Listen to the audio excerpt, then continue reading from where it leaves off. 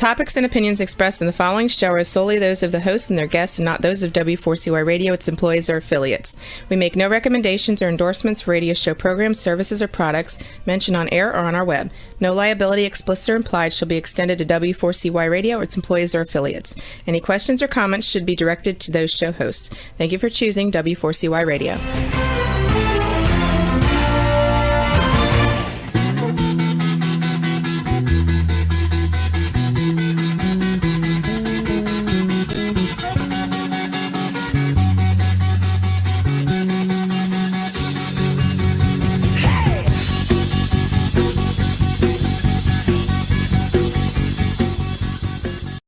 Welcome to the Camping Show. I'm C.W. Getz.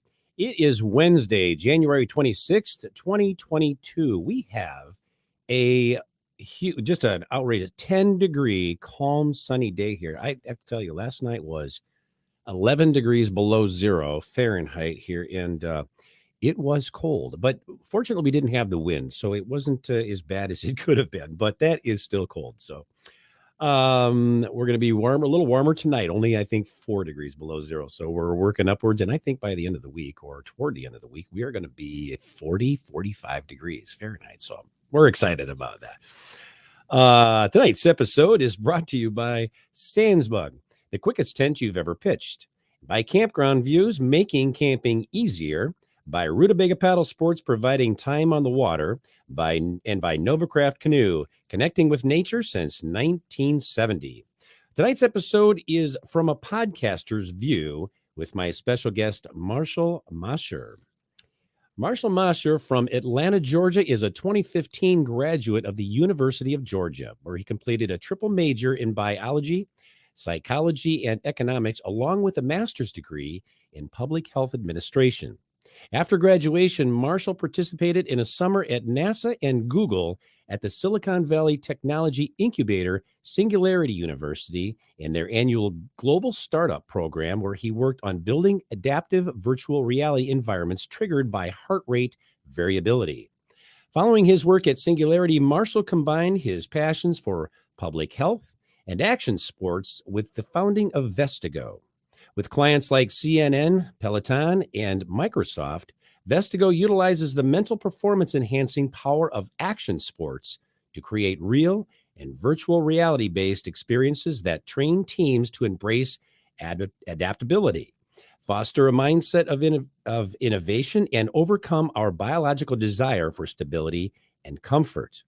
To live by this mindset in his personal life, Marshall is an avid action sport polyathlete with multiple world-first initiatives, consistently seeking to challenge his own limits as a Class 5 whitewater paddler, paraglider, pilot, mountain biker, snowboarder, kiteboarder, scuba diver, caver, climber, and jet suit pilot with Gravity Industries. And with that, welcome to the show, Marshall. It's great to be here. I'll tell you what, that introduction was a mouthful for me. I like, that's kind of a lot. Make it through this. Oh, my! Make a shorter version. Yeah. Well, it's not really that. It's just a little some tongue twister. Like I think I told you before the show. There's some $100 words there that I just don't use every day. You know what I'm saying? So I had to read those slowly. So I made sure I got those. Yeah. So hey, how's your weather out there? By the way, it's good. You're not in Georgia tonight. No, I'm in Salt Lake City right now. Yeah. It's sunny, probably around 32 degrees. I'm about to go for a paragliding flight after this, actually. So we've got pretty good winds for it, and it should be a beautiful evening flight. That sounds like a lot of fun. Yeah. My sister lives there in Utah, and she just can't say enough about it. I mean, enough great things about it. It is a beautiful place. She showed me lots of pictures about, and they went to Zion National Park and just showed me pictures that I go, yeah, nice. I've seen a lot of those, but you know, Utah's yeah, she gave me pictures of places that you don't often see out there. And so I thought that was, really nice place. I hope to visit one day. You should. It's one of my favorite states. Incredible national parks like Zion, really amazing landscape. Pretty much every type of adventure sport you can want. Some of the best skiing and snowboarding in the world. So it's got a lot to offer. Yeah, that's what I hear. Very cool. Well, the first question I'm going to ask you, Marshall, is how did you get started in the podcasting world? Yeah, so when I I think it mentioned this in the bio. I went to the University of Georgia for school. And at the time, I was pre-med and was planning on going down that medical school route. But I always had this passion for the outdoors and adventure. And my campus job at the time was actually as a guide for the outdoor rec program, where we would guide students Oh, on all kinds of adventure experiences, usually their first time going through that experience. And I really fell in love with learning the stories of some of these really incredible athletes that are really pushing the limits in all these different sports, and people who've been able to turn their passion for their particular sport into their profession, and trying to figure out how they did that, how they got started. So I wanted an excuse to talk to some of these really amazing people who, if I right. just reached out to them, random college student, they would never get back to me. But if you have a podcast, then people generally say yes. And if you have other people that have been on the podcast that they know, then they almost always say yes. So you just have to work really hard to get one really well-known person, and then everyone else says yes. So it was a Isn't that really great. funny? It really Yeah, does work that way too. it I mean, does. especially for this Yeah. show. It's like, oh, well, I'm a no one until I have a show. And then I've had somebody cool on the show. Oh, okay. Well, yeah, we'll do it now. Isn't that funny? Yeah, and I really wanted to be able to demystify that journey of how to create that type of lifestyle. So I wanted to be able to create something that would add value to those people, being able to share their story in a really easy format on a podcast. And a lot of podcasts were really inspiring me at the time, but I really couldn't find anything in the kind of adventure and travel space. So it was partially that, but also selfishly, I just wanted to be able to talk to these really amazing people that I really look up to. Nothing wrong with that, And, right? it was yeah, it was great. Well, so let me ask you, how many years? I mean, how many years have you been doing this professionally then? So I started that, I think, in my junior year in college. So that might have been a junior or senior year. It's probably 2013. So for a Yeah, while. you've been doing this for a while. Absolutely. Yeah. Yeah. Yeah. So okay, let me ask you this then. What type of guests do you, because as hosts, show hosts, you have to go get your guests. I mean, and by the way, Yeah. it's nice when they start calling you and go, "Hey, I'd like to be on your show." It's a very cool thing. Yeah. But, Yeah. but you had to pursue, guests at some point. And so I'm going to ask you, what type of guests did you go out and pursue to have on the show, especially when you first got started? Yeah. So, if you're ever scrolling through Instagram or Facebook and you see all those crazy videos of someone, paragliding down a canyon and doing barrel rolls, or doing a, 50-foot jump on a kiteboard over an island, you're like, wow, that's crazy. Right. Generally those types of people. So a lot of the, Red Bull athletes, professional, action adventure sport athletes, we interview a lot of them, and share their story. But we also interview a lot of people in the entrepreneurial space when it comes to outdoor gear and starting adventure themed companies. So we've had the founders of a lot of gear companies, or the VP of Patagonia and Black Diamonds, and a lot of the brands that create a lot of the outdoor clothing and gear, but also people that are creating really amazing new startups in the outdoor space and getting their stories. And then a lot of the really amazing natural landscape photographers and videographers who are creating these incredible documentaries and movies, just about these amazing places around the world. So generally somewhere in those three personas, but yeah, across the board, people who combine their passion and their profession in the adventure space. Let me ask you a question. What do you use? What are you often surprised to learn about these people? Like, let's just say the heads of these companies. The president of the company or something. What are you surprised to hear that you're like, wow, I never would have guessed that, or I wouldn't have imagined that. Yeah, I think a lot of people, whether it's someone who starts a company, or someone who becomes a Red Bull athlete, generally looking at that person from an outside perspective at where they are right now, it seems like they had a really specific plan of how to get there, and they followed very specific, well thought out track to get there, and they knew exactly what they were doing, and that's almost never the case. Right. Just the fact that a lot of these really incredible people who've really changed the world, both in the adventure sports space and the entrepreneurial space, had a dream, a passion, a lot of resiliency to push through years of failure and struggle, but not necessarily the kind of the expertise or knowledge that we assume that they had to get started. Oh, wow. A lot of times it seems like most people's biggest strength is their passion and resiliency to never give up instead of their expertise at whatever it is they became well known for. That's Which I thought was interesting. really interesting. Yeah, I never would have really thought that. I guess you like you said, typically you think, well, they have all this experience. Of course, they're going to know everything, and that's how they, really made their company, got their company off the ground. But it's really persistence, and that whole attitude of I'm not giving up that really made that. That's interesting. Let me ask you this too. Have you ever had a guest, somebody who you expected to be this just fantastic interview turned out to be very disappointing? I ask you that as a podcaster because you have your show. The best interviewers are other podcasters for sure. Oh, really? Wow. How am I doing so far, by the way? Yeah. Wait, what?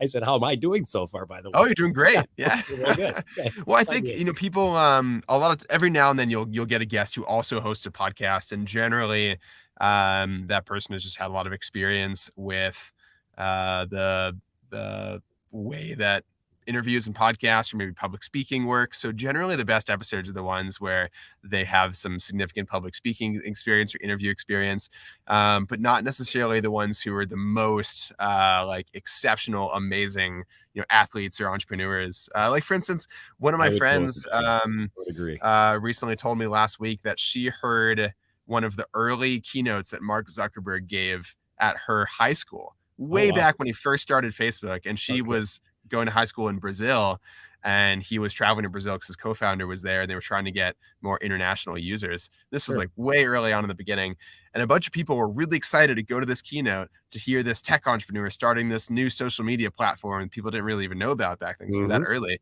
And she said it was the worst keynote she's ever heard in her life, and it's Mark Zuckerberg. Wow. But he was a horrible speaker. So it's interesting that sometimes the most amazing, impressive people aren't necessarily the best when it comes to public speaking and interviewing, and vice versa. Well, you know what? That makes sense. You can't be good at everything, can you? Yeah, that's true. Everyone's got their forte, and maybe some people have that forte and their other skills are not even in the neighborhood, but and some people's are. I can totally relate to that.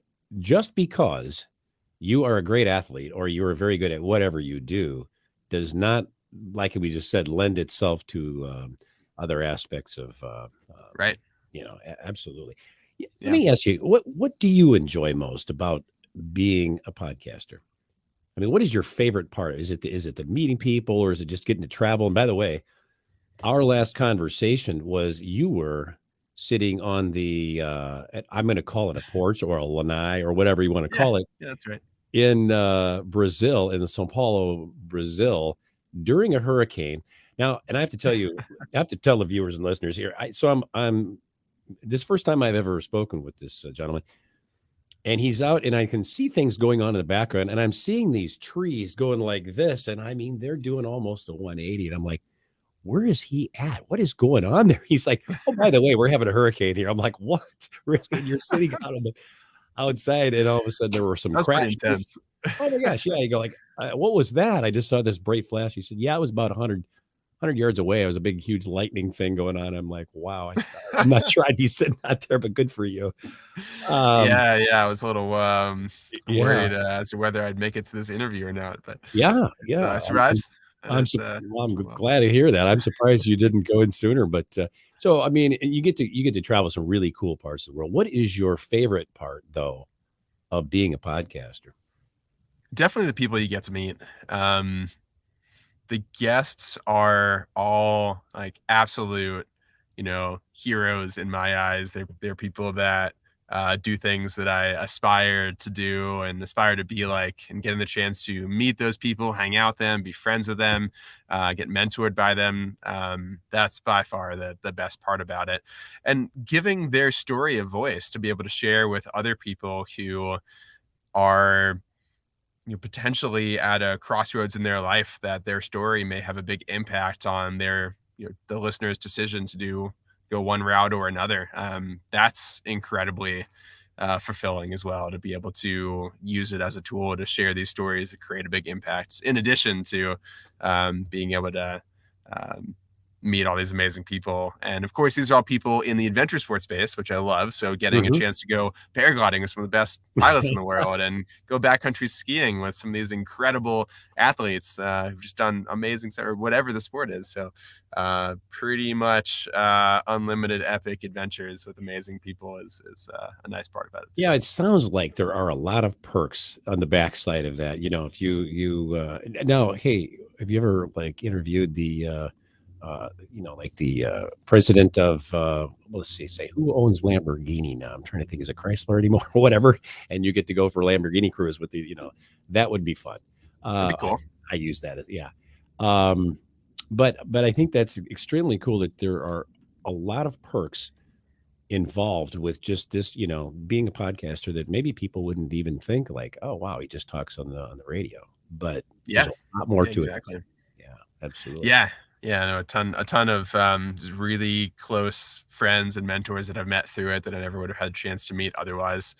But also a lot of amazing impact from the stories that you get to share and digitize for people to be able to access around the world.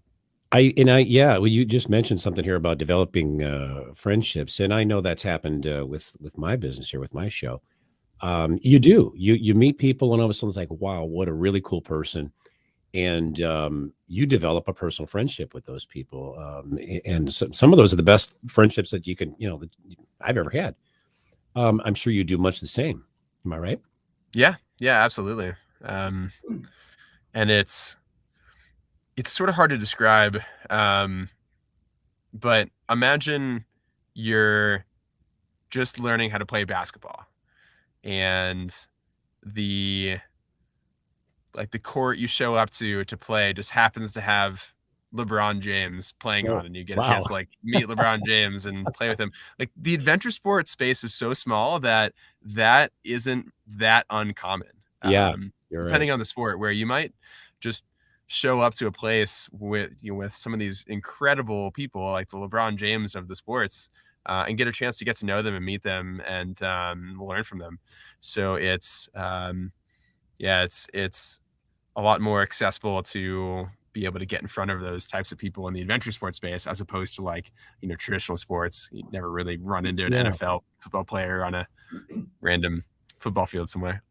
Yeah, adventure sports it really is a very small community, all things considered. And yeah, you're right. You can we had Dane Jackson, the number one. Oh, you did? Yeah, and Dane was on the show. It's like, that's no like way. Yeah, Dane was on my show as well. And he's a great example. Dane is literally the LeBron James of whitewater kayaking, if not even more talented. Absolutely. That guy does stuff that no one has ever dreamed of doing in a whitewater kayak. And his videos are amazing. You watch those, you go, how is that even possible? No one's doing these things, Yeah, it's amazing. But yeah, the chances of you just being on a river with Dane aren't that astronomically low, like meeting LeBron James on a basketball court. And Dane's a super nice guy. I'd be happy to show some random person down a river. So it's definitely a welcoming community, and access to some of the world's best is way better than most sports. Yeah, absolutely.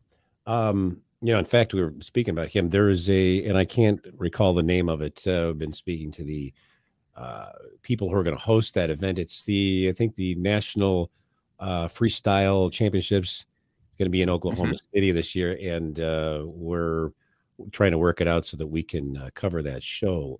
Oh, cool. Live coverage. Yeah. So I hope that works out. But Dan will be there. I'm sure he'll be on the show again. That's kind of what our plan is. But nice. But you're very right. You could, the big people, and the opportunity to meet them in this industry is a very likelihood. I mean, and I think that's incredible. That's one of the things I enjoy most about it as well. Yeah. Who've been some of your, I'm going to pick your brain here. Who have been some of your favorite guests? Have you single? Let's Put you on see. the spot. Sorry about that, but Yeah, the guests that are really well known, um, well, that's not necessarily a fair generalization. The ones that you've never heard of sometimes have the most incredible, impactful stories. oh wow, Um, yeah, Oftentimes the ones that have had to overcome some type of massive challenge and adversity, those stories are incredible. oh, Um, I bet. and and it's it's really inspiring to hear some of the stories. Like, for instance, there's one in particular, um, who I was just talking to earlier today, actually, a really incredible helicopter pilot who started one of the largest helicopter operations in Alaska. She actually started as a pro snowboarder. That was her first thing, and there weren't really many female pro snowboarders at the time, and she was one of the first. Became really well known, really incredible in the space, and had this crazy freak car accident that someone actually hit her when she was walking in a parking lot, Oh wow, and pretty much ended her snowboarding career. And then she goes on to, like, through kind of a series of steps, get into aviation, learning how to fly helicopters, which is really difficult. It's very expensive to get into it, so it's really hard from a financial perspective. But also, the male to female ratio in the aviation world, especially helicopters, is like ridiculous. It's wow, almost all male. So getting into it as a female and then starting one of the largest helicopter company in Alaska, with coming out from a pro snowboarder background, just like yeah, completely different transition. It's just really incredible, inspiring, amazing story. And that's actually a good example of one of the ones that I had in mind when I said that persistence and resiliency is one of the key factors, oh more yeah, so than anything else, whether it's experience or skill, in accomplishing what you want to accomplish. And she's a great example of that. yeah. That's completely inspiring. I'll tell you something else. What you mentioned about that accident, I think there are a great deal of people who would have let that just be the end and go, that's it, and maybe spend their lives Yeah. just sort of very, very unhappy about where life has, the experiences that they've had have left them. And there's an example of someone said, no, I'm not going to stay down. I'm not going to let this beat me up. And went on to do some great things, obviously, big things. Yeah. I think a lot of times, as painful as those types of experiences are, um, our biggest challenges and our biggest fears can often be our largest opportunities for growth and transformation as well, with the right mindset. I would agree. And it's incredible to see what some people have done to turn situations that are the worst thing that's ever happened to them into a catalyst to create a trajectory that takes them to one of the best things that's ever happened. So Yeah. it's really, so much of it is mindset. It's pretty inspiring. And I'm sure that those kind of stories inspire you to do more and to do bigger things. Use that uh, their story to sort of motivate yourself. I'm sure, right?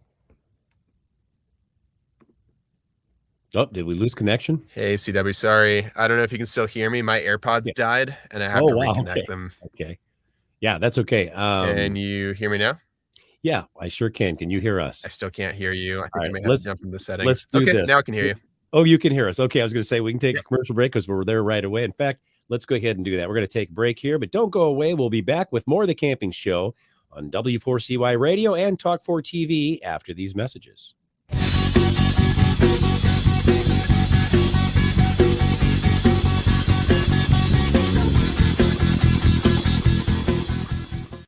I love camping, but hate setting up and packing.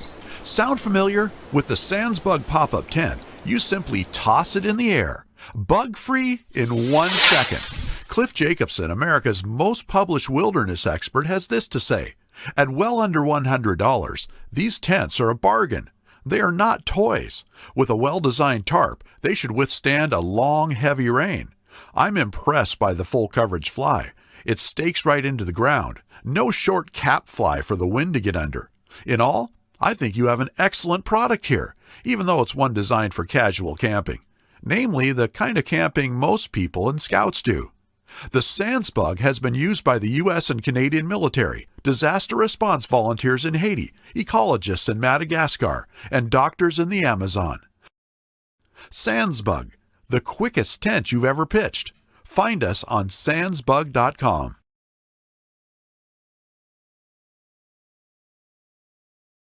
It's time to go camping. Introducing Campground View's virtual tours. You can tour the campground, see the sites, see if they are available, and click to book your perfect spot. Hit the open road and explore the amazing places found in nature. We make it easy to discover, find, and book your site so that you can go have the fun and freedom you seek. Campground View's virtual tours make it easy and simple for you to see where you are going. A few years ago, someone asked Rutabaga's owner, Darren Bush, "Hey, how long have you guys been selling boats?" Darren replied, "We don't sell boats. We sell time on the water." Of course, that comes in all types. We help people paddle more safely with Rutabaga outdoor programs. We rent canoes, kayaks, and stand-up paddleboards. We sell and install racks to get you from home to adventure. Rutubaga's got everything you need to get you out on the water, like paddles, life jackets, dry bags, and clothing. Rutabaga Paddle Sports, on the web at rutabaga.com. Mention you saw this ad on The Camping Show. There's nothing like being out there. For over 50 years, we've been connecting people with nature by building classic Canadian canoe designs using the best materials available. We built a reputation on durable, dependable canoes that allow you to focus on what's important, whether that's unplugging in remote wilderness, spending quality time with your favorite people, or nailing the perfect line. Visit novacraft.com to find the perfect canoe for you and locate your nearest authorized dealer.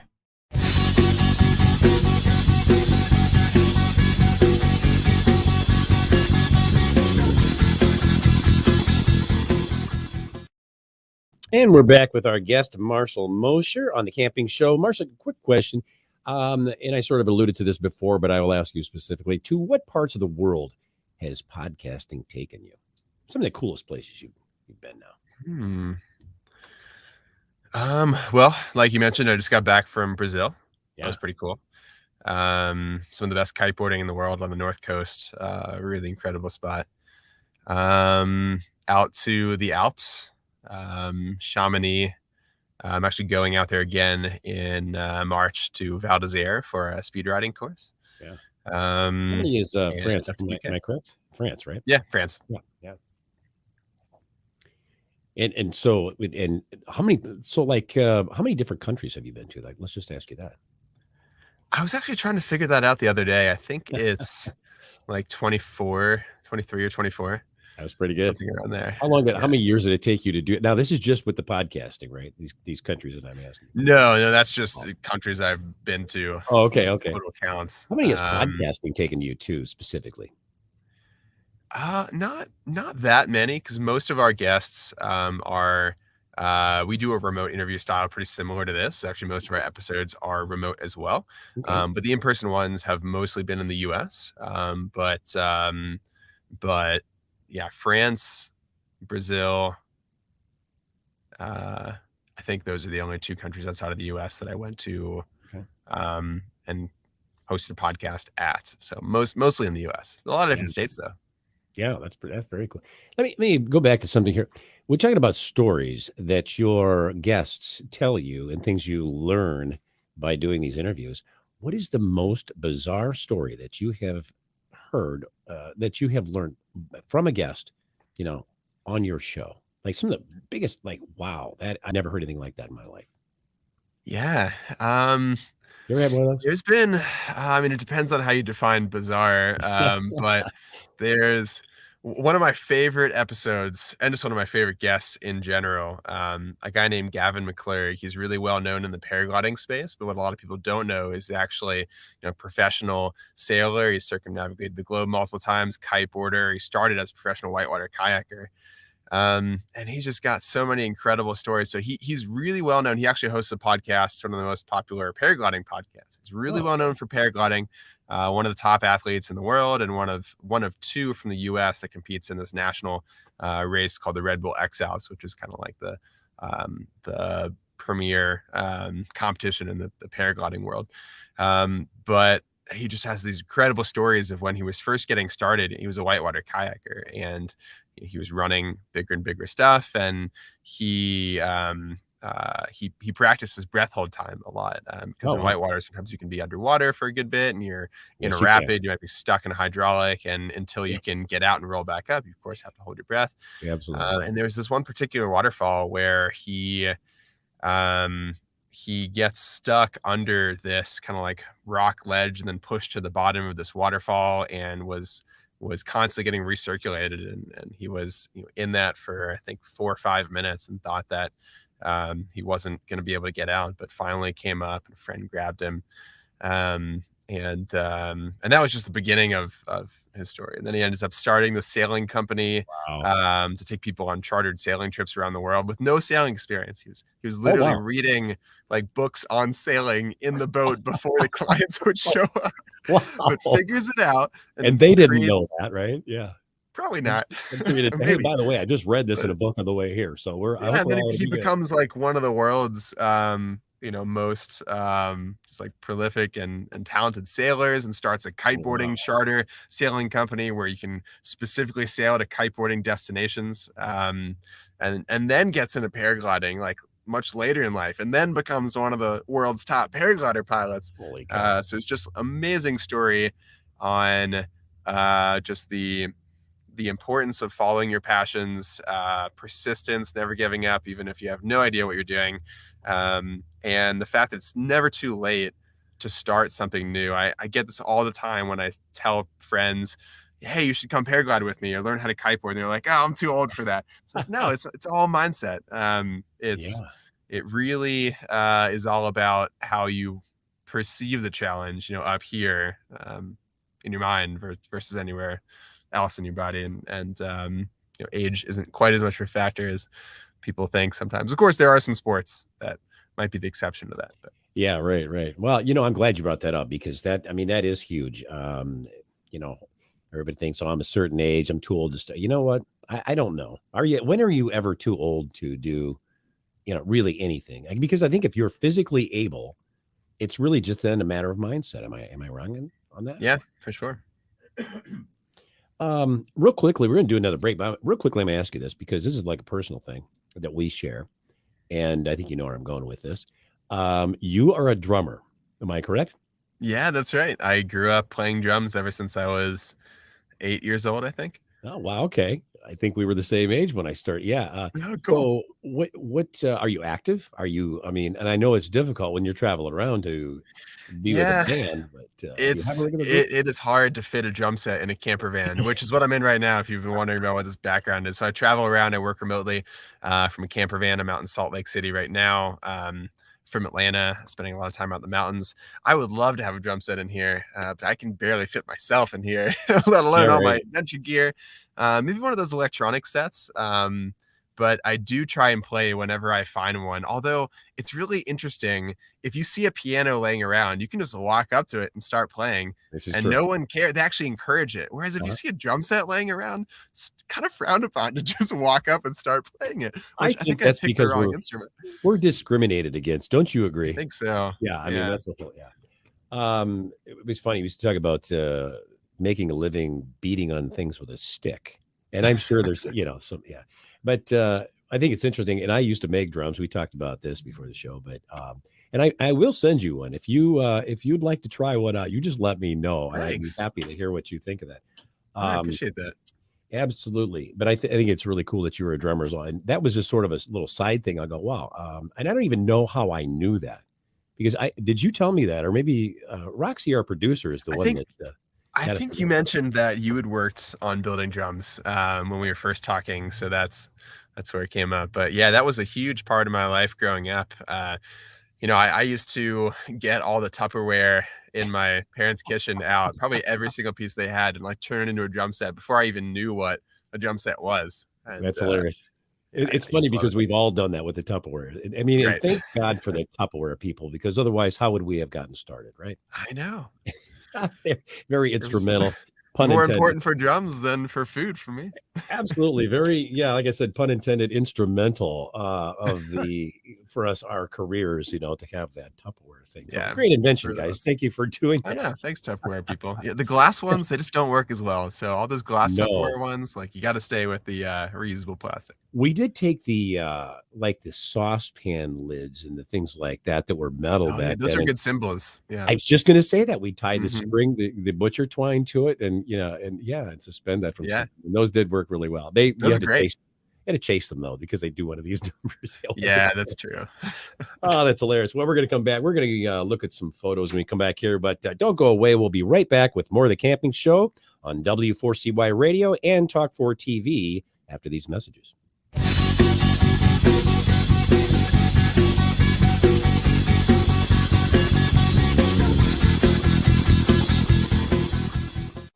I love camping, but hate setting up and packing. Sound familiar? With the SansBug pop-up tent, you simply toss it in the air. Bug-free in 1 second. Cliff Jacobson, America's most published wilderness expert, has this to say. At well under $100, these tents are a bargain. They are not toys. With a well-designed tarp, they should withstand a long, heavy rain. I'm impressed by the full coverage fly. It stakes right into the ground. No short cap fly for the wind to get under. In all, I think you have an excellent product here, even though it's one designed for casual camping. Namely, the kind of camping most people and scouts do. The SansBug has been used by the U.S. and Canadian military, disaster response volunteers in Haiti, ecologists in Madagascar, and doctors in the Amazon. SansBug, the quickest tent you've ever pitched. Find us on sansbug.com.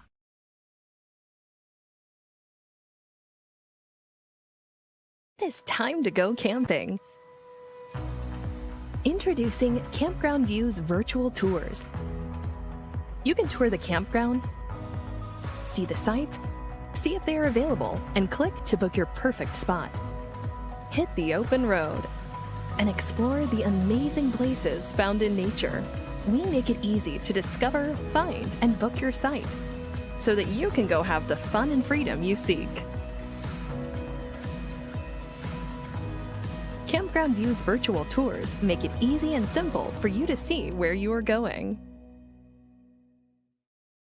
A few years ago, someone asked Rutabaga's owner, Darren Bush, "Hey, how long have you guys been selling boats?" Darren replied, "We don't sell boats. We sell time on the water." Of course, that comes in all types. We help people paddle more safely with Rutabaga outdoor programs. We rent canoes, kayaks, and stand-up paddleboards. We sell and install racks to get you from home to adventure. Rutabaga's got everything you need to get you out on the water, like paddles, life jackets, dry bags, and clothing. Rutabaga Paddle Sports, on the web at rutabaga.com.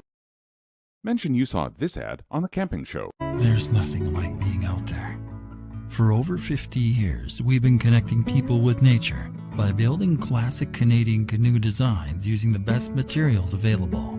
We built a reputation on durable, dependable canoes that allow you to focus on what's important, whether that's unplugging in remote wilderness, spending quality time with your favorite people, or nailing the perfect line. Visit novacraft.com to find the perfect canoe for you and locate your nearest authorized dealer.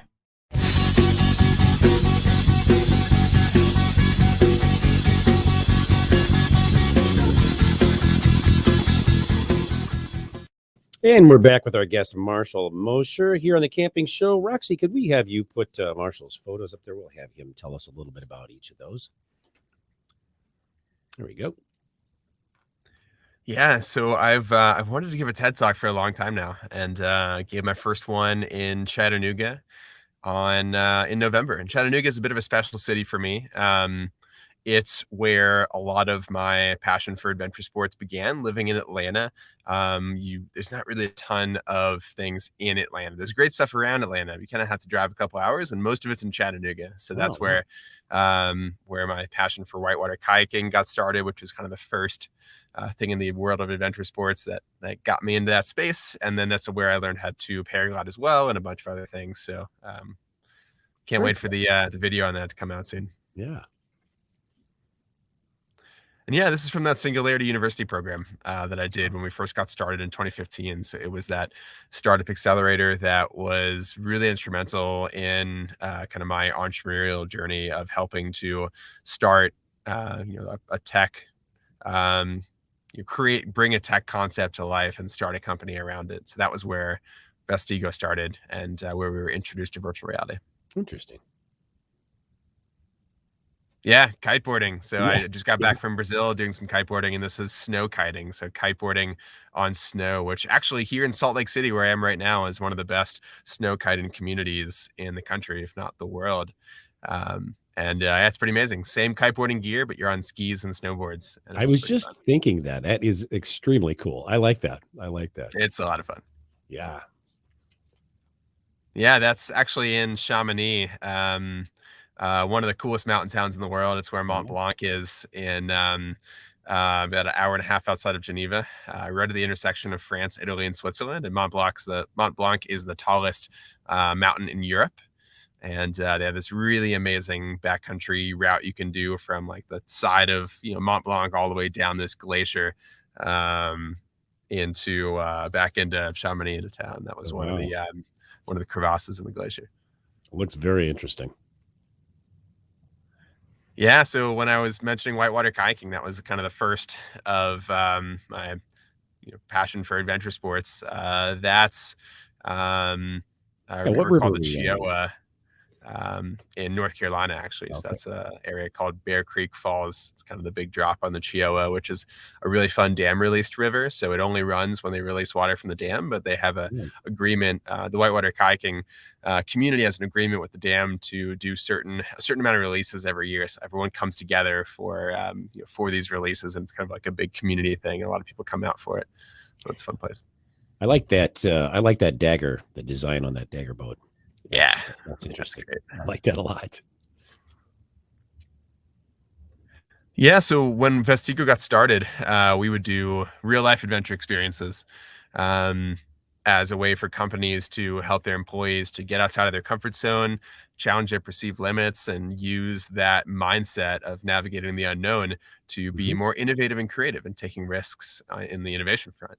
So this was an experience we hosted for the team at CNN, actually, where we helped the wow. team to literally practice taking the leap into the unknown by rappelling off a cliff over in Roswell, Georgia. Yeah, that's great. So these two gentlemen here are from CNN. Yeah, they're two of what was maybe a 20-person team from CNN. Oh, wow. And we were teaching people how to rappel for the first time. Yeah, that's interesting. That's great. I bet that had to be a lot of fun. Yeah. Oh, it's an amazing spot. It's a Yeah. blast. Most of what we do now is in virtual reality. In terms of creating adventure and opportunities in VR for remote teams, which is great, super accessible. Anyone can do it, but I do miss those in-person experiences. Yeah, absolutely, I'm sure. There we go. Yeah, that's in Moab, actually. So Moab is one of my favorite places in the country, if not the world. Most of the Western movies that you've seen have probably been filmed in Moab, so that it gives you an idea of the landscape. Yeah. But absolutely gorgeous. Some of the best mountain biking in the world as well. So that's Looks a beautiful destination there. people travel around from all over the world to come mountain bike, base jump, high line, paraglide, all the fun. There we go. And paragliding, yes, that's Bell Mountain. That is one of the best paragliding spots in Georgia. There's not a ton, but that is one of a handful of ones that exist. And Bell Mountain is one of the best views for North Georgia as well. We can see the Yeah. whole Southern Appalachian Mountain chain. That's so cool. I was just thinking maybe that's Tennessee, but it's Georgia. It's close to Tennessee. Yeah. But yeah, it's Hiawassee, Georgia. That looks so much fun. I mean, it really does. Looks like so much fun. Yeah. Yeah, it's a blast. This that's a photo lot of fun. interested me. Yes, I mean, I'm looking at this going, wow, how cool is that? It almost looks like a stage, and you've got the whole light, the smoke thing going on, but really that's just Yeah, it's amazing. So it is one of my favorite pit rappels in the Southeast. So there's a lot of caving in the Tennessee, Alabama, Georgia region, which they call tag in the caving world, where a lot of that region is made of limestone, and limestone is one of the types of rock that geologically is prone to create cave systems because it's soluble. It erodes with water over time. And that's a really special spot where you can rappel in from the top and land on that little pedestal right there. And if you catch it at the right time of the day on a sunny day with those sun rays, it's one of the coolest. And you get a picture just like this. Yeah, it looks like you're coming down from heaven. I mean, I know. And those sun rays, the sun has to be right at the perfect angle at the right time on a sunny day. So it only lasts for I don't know, maybe 30, 45 minutes. Oh, not that. Okay. It's a little longer than I thought, but yeah. And by the way, how long or how far of a drop is a rappel is that you'd say? It's about 120 feet from the okay. top to that pedestal, but it's further if you go all the way to the bottom of the cave. But there's no way to get out from there, so you'd have to have vertical ascension gear to climb the rope. So for vertical caving, where you're rappelling in and ascending out, you generally do have to climb the rope to get back out. Going up is obviously a lot harder than going back down or going down. This cave is really nice because you can rappel into that pedestal, and there's another entrance you can just hike out. So I was just going to ask you that. Okay, so you can rappel down, and you got the easy way out. Not have to do the I'm thinking that ascension. That would be tough. That would be. You have to be in shape for that. Absolutely. Yeah, this is a double. Yeah, Roxy just says this might be a double. Okay, there we go. It's this one. Yeah, that's Havasupai, one of the waterfalls at the Havasupai Indian Reservation near the Grand Canyon. Some of the coolest waterfalls in the world. That water is like that color blue in that photo. It's like actually that color. You've probably seen. This place has really blown up since I've been there because it just looks so ridiculous and it's like Instagram perfect.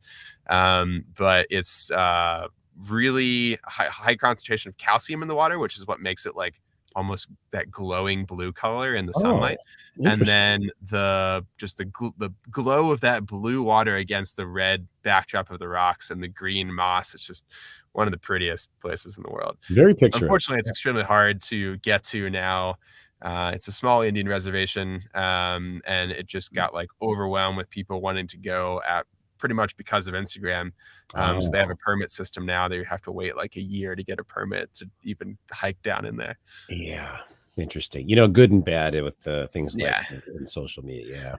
Yeah. Well, I mean, it is like the sole source of revenue for this Indian reservation.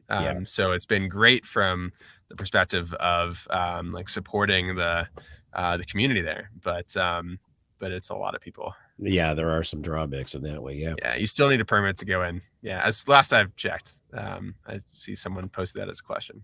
Well, we just got a couple of short minutes left here, and I don't mean to cut you short, Marshall, but I wanted to ask you, tell us a little bit about virtual reality adventure experiences that you got here.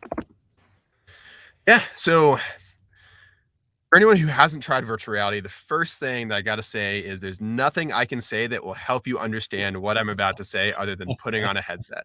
So if you haven't tried a VR headset, your first step, your homework is just find someone with a VR headset. An Oculus Quest or Quest 2 is the one you're likely to find. It's the most popular one out there. And just put it on and see it for yourself. The best way outside of that is to watch the movie Ready Player One, which is a really great Hollywood portrayal of what the future of virtual reality could look like. But outside of those two things, virtual reality is a tool that can teleport yourself in terms of you feel like your presence is actually there into a virtual environment. So because of that, you have the ability to replicate situations that you'd most likely never be in. And we use that from the context of teleporting you into this adventure environment that gets you outside your comfort zone, that challenges your limits from a mental standpoint, whether that's like, on the top of a really high cliff and that fear of heights kicks in, or in a cave where that fear of claustrophobia kicks in, whatever it is. And I know this sounds ridiculous, but your brain thinks it's real. That's so cool. It's not real, but the part of your brain that's responsible for creating that fear response that you might have if you're standing on the edge of a cliff about to, base jump off, that part of your brain can't tell the difference between real and virtual reality. So virtual reality can replicate that feeling, and we can use that feeling to create impactful shared experiences in virtual reality that anyone with a headset and an internet connection can do without any travel or training or cost or anything else. So of course, there's a lot of applications for that, but we use it for remote teams who want an opportunity to create really empowering, impactful team building experiences and leadership development experiences for the team that doesn't really have the chance to often get together because they're a remote team. So we'll send headsets to each individual person on the team, or the company will buy them. A lot of companies are buying headsets as a tool for remote work. And then we create the environment, the opportunity for everyone to get together in VR and facilitate these adventure experiences with that focus on relationship building and team building for remote teams. That is absolutely amazing. That is so cool. I would love to experience that myself one day. So it's amazing. Anytime you want to check it out, let me know. I'll send you a headset. I may do that for a jump set. You know what? You might have a deal there. Well, we'll talk about that one for sure. I love it. Well, real quickly here for our listeners, because our viewers can see it across the screen, but let our listeners know where to go to listen to your podcasts and also to follow you on social media, Marshall. Yeah. So the podcast, well, actually, it's easier to explain. You can find me on social media at Marshall Mosher on Facebook, Instagram, or TikTok. And then the bio link has a link that goes to a profile page that has the podcast linked in there. So you can just find me on Instagram, click on that link. And then one of the links at the page that link sends you to has a link to the podcast, which is called Inside the Adventure. And you can also search for Inside the Adventure on Apple, Spotify, Google Play, all of those. Yeah. And I'm just going to mention Mosher is Mosher when you're looking for That's right. Yep. And Marshall with 2 L's. Yep. Very good. Well, Marshall, I want to thank you here for being my guest on the camping show this evening. It was an absolute pleasure having you here. It was great to be on. Thanks so much. You're very welcome. Well, so I'd like to also thank our sponsors, Sandsbug, Campground Views, Rutabaga Paddle Sports, Novacraft Canoe, for bringing you tonight's show. Be sure to tune in for next week's episode when accidents happen with my special guest, Moose Mutlow. Until then, thank you for tuning into the camping show. This is CW Getz reminding you, learn more, do more. See you next week. See you there.